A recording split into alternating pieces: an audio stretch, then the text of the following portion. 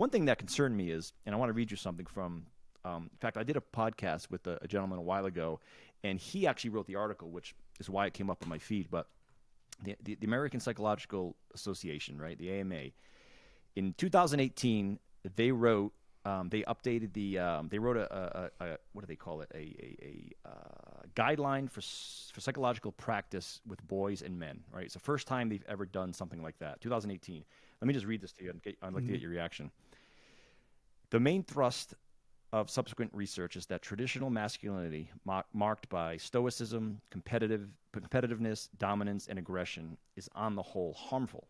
Men socialized in this way are less likely to be engaged in healthy behaviors. Now, that's the American Psychological Association, which basically most psychiatrists, clinical psychologists that are helping folks get through problems would ascribe to. So where that worries me is, now, to be fair, I didn't dig through the actual posted article. There might be a lot of other positives in there that kind of pull that theme to the other side a little bit. But that one message, I think, it's a little concerning, because if you're whatever, you're going through some family issues, you bring your family to help, to get a therapist. I think talking to folks, professionals, is a good thing for all of us. If that's going to be their beginning, their initial stance on the whole thing, that worries me a little bit, because now you mentioned the schools being a little bit of a problem, and now you got the folks, the doctors, quote unquote, that are going to be helping us and guiding us with that as their backdrop of professional advice. That's got to be a little concerning, is it not? Yeah, I'm familiar with that okay. American Psychological Association guide or study that they did, and yeah, it's flawed. It's so flawed, and it's dangerous. Not only is it concerning, it's dangerous. This is the foundation for the way that psychological help is administered across the country and across the world, frankly.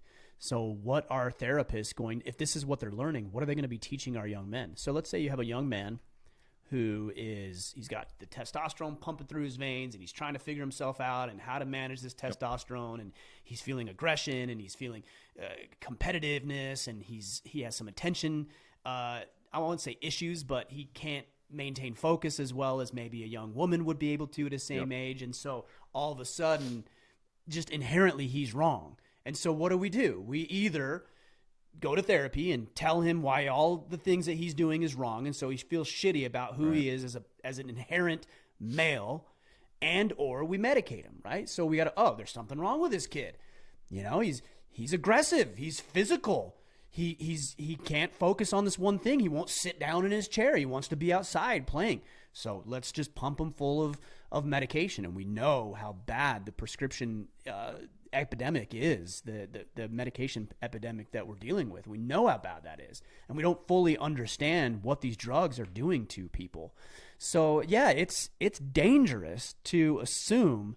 I mean, I'm asking this rhetorically because I think but I would like somebody to tell me what's wrong with being stoic, and let me explain what stoicism is, because there's some misconception. People tend to believe that stoicism is the lack of emotion. That's not actually what stoicism is.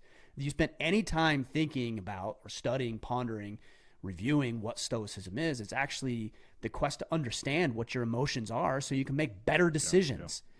Yeah. Emotions are simply a metric. They're not the only metric. They're a metric to evaluate if things are working well or aren't working well in your life. So when I say stoicism, I'm not telling any man not to be emotional. I'm saying understand what your emotions are saying and then make better decisions moving forward. Tell me what's wrong with being competitive. Here's a great example. Anybody who's been treated by a physician or gone to the hospital recently or gone through cancer treatments or any number of things that they could be dealing with, it's competition that actually created a lot of those technologies that kept you alive. There's nothing wrong with competition. What's wrong with being dominant? Okay, dominance. I want to be the best at what I do.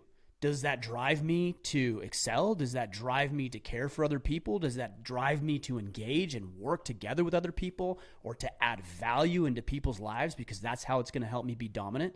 There's this thing about the power struggle, right? That any time somebody wants to get ahead, it's just to get power. And they look at it as a negative. It's not negative. It can be wielded negatively. You can start treating people wrong. You could take advantage of people. Sure, that stuff happens.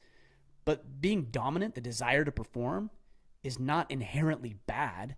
It's just how you use it, how to utilize it. And so what we need as a society is men who understand emotions, who understand aggression and dominance and competitiveness, and have harnessed it to create effective outcomes for themselves and for their people, their family, neighbors, community members, employees, clients, et cetera, et cetera.